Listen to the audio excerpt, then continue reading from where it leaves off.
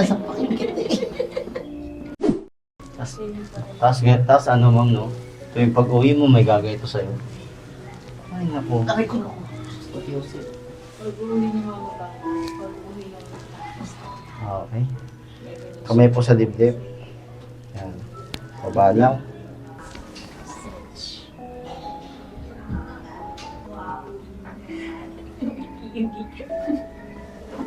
Last one.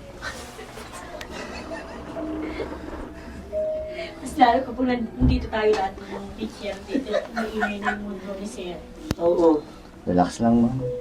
Relax mo lang. Kasama-sama tayo. Nice crack. Baba lang po. Stretch.